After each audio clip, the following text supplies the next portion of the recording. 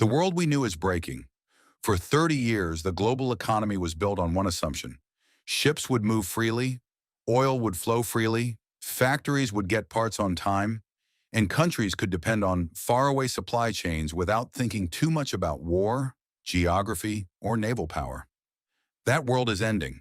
A new global economic order is taking shape, and India may be one of its biggest winners. Not because the world is becoming more stable, but because it's becoming more unpredictable. Trade routes are under pressure, energy is becoming political, and the system that powered globalization for decades is starting to break apart. As that happens, the rules of success are changing, and those new rules are beginning to favor countries built for resilience, and that is where India enters the story. Now in this video, we're going to break down exactly why that is, from geography and energy to manufacturing, digital infrastructure, and global strategy. But before we get into it, a quick thank you to all our members for supporting the channel. It genuinely helps us keep making videos like this. And if you're watching and haven't subscribed yet, consider doing that as well. Now let's get started. The world that is dying. Let's start with something uncomfortable. The world that most people grew up in, the world of open seas, free-flowing oil, predictable supply chains, and global trade as normal as breathing, that world is ending. Think about what the last few years have revealed. Russian oil infrastructure, one of the most critical energy arteries on the planet, has been under attack. Ukrainian forces have targeted export systems in the Baltic Sea and the Black Sea, two of the most important corridors for energy moving from east to west. Ships have been rerouted, flows have been interrupted, markets have shaken, and that is just one side of the globe. In the Middle East, the waters that were once treated as highways for commerce have become something far more dangerous. American confrontation with Iran has turned maritime trade into a kind of battlefield. The Red Sea, once a corridor handling an enormous share of global cargo, became so dangerous that major shipping lines began rerouting their entire fleets around the southern tip of Africa, adding weeks to journeys and billions to costs. The Persian Gulf, the Black Sea, the Red Sea, the Baltic, these are the arteries of the global economy, and they are all bleeding. Now here is the part that most people do not pause to think about. When the world was peaceful, only efficiency mattered. Make it cheap, ship it fast, keep inventory low, outsource everything possible, depend on foreign energy, foreign factories, foreign grain. That model made some countries extraordinarily wealthy, but it made them extraordinarily fragile. Efficiency is only brilliant when everything goes to plan. The moment a sea lane becomes dangerous, the moment an oil route becomes political, the moment a choke point is weaponized, efficiency becomes a liability. Suddenly, the cheapest option is unavailable. Suddenly, the most important question is not who makes this fastest, but who can deliver this at all. That is the moment the world has entered. And in that moment, one word changes everything. Resilience. Not speed, not cheapness, not connection, but the ability to absorb a shock and keep moving, to feed yourself when ports are blocked, to power factories when energy routes collapse, to protect ships when no one else will. When resilience replaces efficiency as the currency of global power, the map of the world looks completely different, and India is now at the center of it. Geography, the gift that was always there. Pull up a map of the world, a physical one. Look at where India sits. It is not on the edge of anything. India juts downward from the Asian landmass into the Indian Ocean like a massive triangular presence. Flanked on both sides by water, positioned at the crossroads of the most important maritime corridors in the world. To India's west, the Persian Gulf, where a significant portion of the world's oil originates. The Arabian Sea, the Red Sea connecting to the Suez Canal and linking Asia to Europe. To India's east, the Bay of Bengal, the Malacca Strait, one of the most trafficked passages on Earth. And beyond that, Southeast Asia, Japan, South Korea, and Australia. To India's south, open ocean routes connecting the world's energy producers to its manufacturers, its food growers to its consumers. For most of the last 30 years, analysts looked at this geography and said, sure, it is interesting. India's location was treated as a background detail, Because when seas were open and no one worried about ships being seized or ports being blockaded, geography was just a map. India is not on the edge of the new trade map. India is in the middle of it. India sits between the world's most important energy sources and the world's largest consumer markets. It sits on the Indian Ocean, the body of water that will increasingly determine who controls the flow of goods, energy, food, and minerals in this century. Today, India's position in the Indian Ocean gives it enormous strategic leverage over global oil, trade, undersea cables, and China's vulnerable sea routes. The numbers tell part of the story. India has more than 7,500 kilometers of coastline, 12 major ports, over 200 smaller ones, and nearly 95% of everything India trades, by volume, moves through those waters. India is not a land power that happens to have a coast. India is a maritime civilization that has always known the sea, and that is a strategic advantage. The shift is this. In the age of open globalization, India was described as far from the center. Now, in this age of maritime disruption, India is the center. That is not a small shift. That is a fundamental repositioning of what India means to the world. India is building its own carriers, warships, submarines, coastal surveillance systems, and regional partnerships, proving that it can defend its interests with homegrown capability and strategic discipline. Energy, playing the game. India's way. When global energy markets become chaotic, when routes are contested, when sanctions complicate purchasing, when prices move violently, most countries face a terrible choice. Pick a side. Align with one supplier, one political bloc. And once they pick, they lose negotiating power. They become dependent, vulnerable. India watches this happen to other countries. And India does something different. India chooses India. This is not a slogan. It is a doctrine. And it is a doctrine that grows wiser as the world grows more unstable. In April of 2026, India was still importing around 1.6 million barrels of crude oil per day from Russia, making Russia its single largest supplier, while simultaneously purchasing from Saudi Arabia, the UAE, Venezuela, Qatar, and others. When Western governments pressured India to stop buying Russian oil, India's response was essentially this: India will buy energy from wherever makes sense for 1.4 billion Indian people.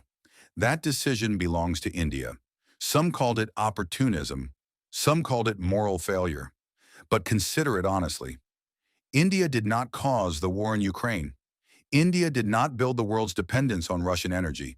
But India is responsible for keeping its factories running, its hospitals powered, its economy growing. And India took that responsibility seriously. That is not weakness. That is the kind of maturity that comes from understanding one simple truth. A nation of 1.4 billion cannot afford to let someone else's politics decide whether its citizens have fuel. When Middle Eastern tensions spike, Indian refineries recalibrate. When Russian crude becomes available at a discount, Indian buyers are ready. When new African producers come online, India is already building relationships. When the United States wants to sell energy, India is a willing customer. This is the Indian model, not dependency, diversification, not emotional foreign policy, practical foreign policy. And in the new global economy where energy is increasingly weaponized, where oil is a geopolitical instrument, India's refusal to be captured by any single supplier is not a liability. It is one of its greatest strategic assets. Food, the thing that matters when nothing else works. Here is something that nobody in the financial world talks about until it is too late. Food. When the global transport system breaks down, and in a world of disrupted sea lanes and weaponized supply chains, it does break down, agriculture breaks down too. Fertilizer stops arriving on time. Grain exports get blocked by conflict or sanctions. Shipping insurance becomes so expensive that food transport is economically impossible. Prices explode. Governments fall. This is not theory. The war in Ukraine gave the world a preview. Ukraine and Russia together supply enormous portions of the world's wheat, sunflower oil, and fertilizer. When that conflict began, global grain markets convulsed.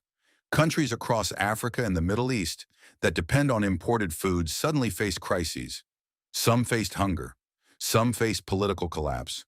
The world was reminded of something it should never have forgotten. Food security is national security. India knows this in its bones. India has experienced famine, the Bengal famine of 1943, the desperate food shortages of the 1960s. India carries that memory, and because of it, India has never stopped taking food security seriously. India has a vast domestic agricultural sector, imperfect, facing real challenges, but functional at scale.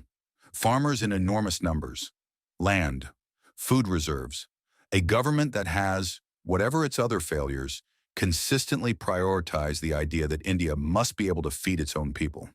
In a peaceful world, self-sufficiency is mocked as inefficiency. Why grow your own food when you can import it cheaper? Because cheaper only works when the ships are running. Because self-sufficiency is the only kind of security that cannot be taken away by a blockade, a sanction, or a war fought on the other side of the planet. India understands this.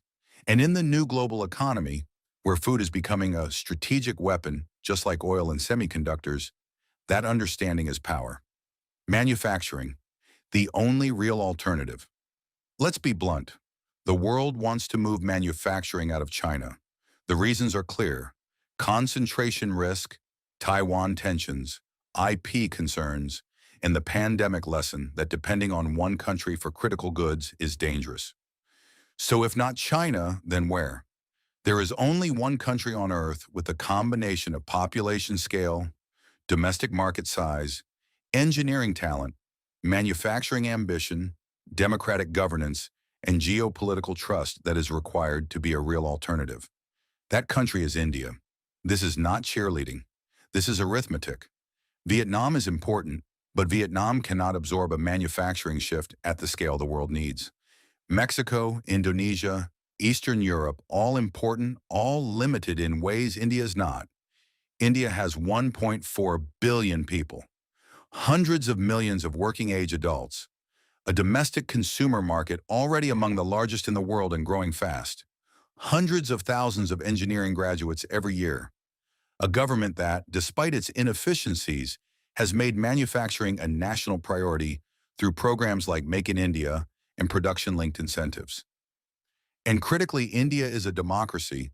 It has a legal system, property rights, and a press that holds institutions accountable.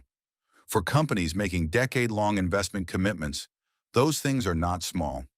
India is the only democratic country with China-level scale. That sentence is the entire investment thesis. Every serious boardroom in the world is now asking, what is our India strategy? Not whether to have one, that question has already been answered, but how aggressive to make it. China became wealthy by becoming the factory of globalization. India has the potential to become the factory of trusted globalization. Not the cheapest option, the most reliable one. The one that does not come with geopolitical risk attached. Segment 7, Digital India, the Misunderstood Revolution. There is a common mistake outsiders make when thinking about India's economic rise. They imagine it through cheap labor, factories, low wages, a country offering its hands to the world in exchange for a chance to climb the ladder. That picture is incomplete. What India has built over the last 2 decades in the digital space is something most of the world has not fully grasped. Let us start with payments. UPI, the Unified Payments Interface, is a digital payment system India built from scratch and rolled out at a scale with no parallel anywhere on Earth. By 2024, UPI was processing billions of transactions every month. A street vendor in Rajasthan accepting payment via smartphone, a farmer in Tamil Nadu receiving government support directly in his digital wallet. Financial inclusion that took decades elsewhere happened in India in just a few years. Then there is Aadhaar, the biometric identity system that gave hundreds of millions of Indians a verifiable, portable digital identity for the first time. Not just a card, a system that connects identity to banking, government, and healthcare. Together, UPI, Aadhaar, and the broader digital infrastructure India has constructed, known as India Stack, have built something extraordinary. A national digital platform operating at a billion-person scale, a foundation on which companies, government services, and entire industries are being built at speeds that would have been unimaginable a decade ago.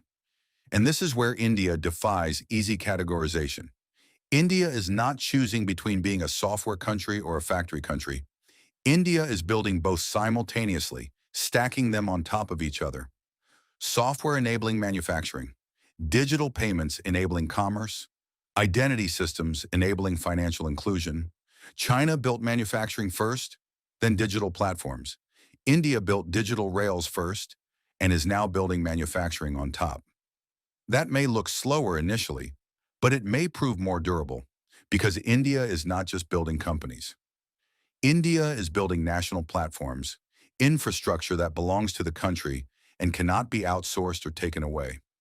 India's IT sector already powers critical systems for companies across North America, Europe, and Asia. That is growing. But now India wants its own products, its own platforms, its own piece of the value chain it has been servicing for others for decades. And the quiet digital foundation built over 20 years is the launchpad for exactly that. Segment 8, Strategic Independence, the rarest asset of all. There is something about India's approach to the world that confuses outsiders, frustrates them even. India does not join alliances the way other countries do. India talks to Washington and Moscow simultaneously. India buys weapons from Russia and builds partnerships with America. India sits in the Quad while maintaining decades-old ties with countries the West disapproves of. India votes independently at the United Nations, often declining to support resolutions that its supposed partners expect it to back. Western commentators call it inconsistency, opportunism, strategic ambiguity. But there is another word for it: sovereignty. India is one of the very few countries in the world that is genuinely sovereign in its foreign policy, not in the ceremonial sense, but in the practical sense, the sense that matters when it costs something. India's foreign policy is not determined by dependence on American military bases, Chinese economic investment, Russian energy, or European approval.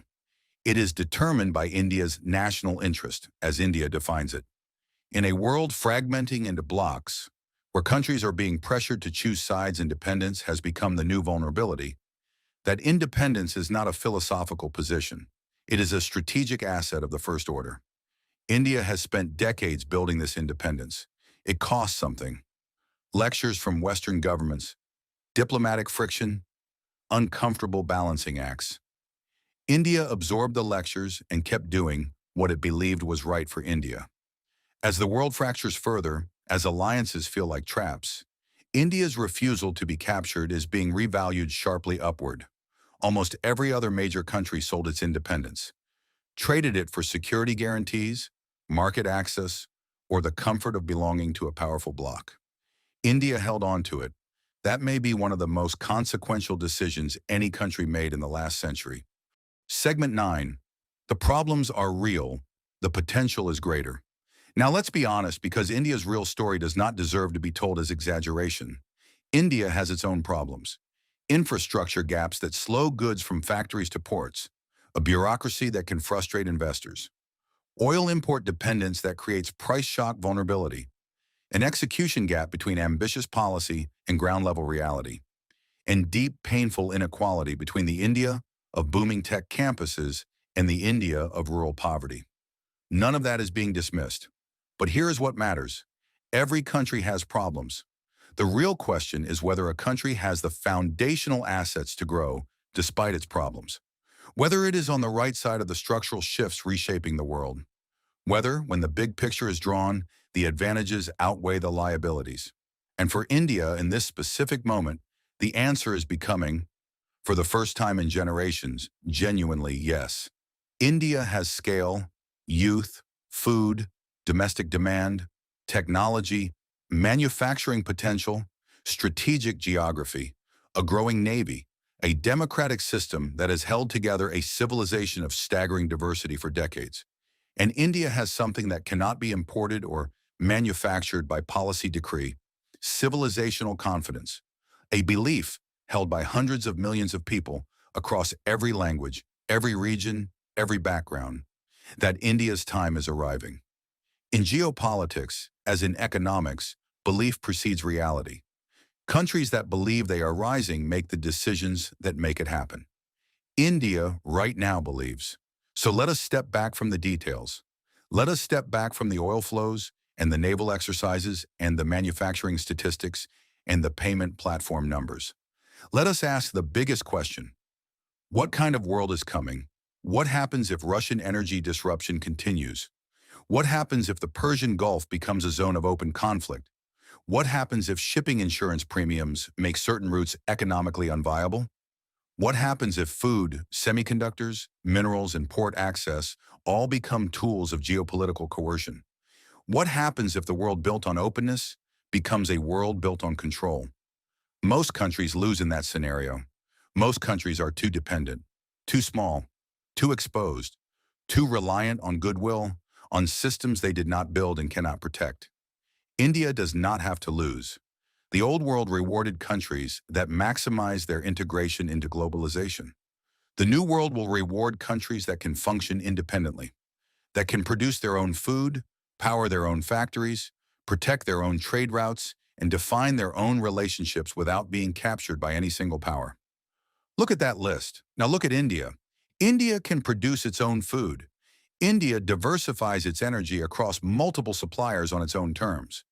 India is building the naval capability to protect its own sea lanes. India is expanding manufacturing to reduce supply chain dependence. India has built digital infrastructure that belongs to the nation.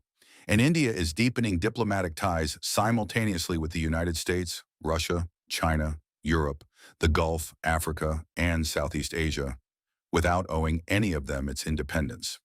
India does not need anyone's permission to do any of this. But here is the line that should be carried away from all of this. The world is shifting from cheap to secure, from efficient to resilient, from globalized to sovereign, from trusting supply chains to protecting them.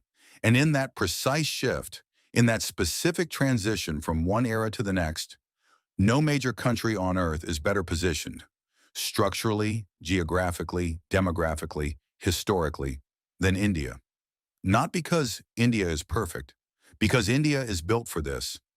India survived colonial extraction for centuries and held its civilization together. India absorbed partition, a trauma that would have broken lesser nations, and built a functioning democracy on the other side. India navigated the Cold War without being consumed by it. India rebuilt its economy from socialist stagnation and built an entrepreneurial culture that now competes globally. India has been tested, and India has survived tests that would have destroyed other nations. India has been building resilience for 3,000 years. The old world rewarded countries that plugged in. The new world rewards countries that can stand alone. And India, more than almost any major civilization on this planet, has proven that it can stand. Not perfectly, not without pain, but standing, always standing. There is a thesis that captures this moment simply. Globalization made China rich. Deglobalization may make India powerful. And power, in the world that is coming, may be worth far more than wealth. Because wealth can be taken, supply chains can be disrupted, factories can be moved, trade routes can be blocked.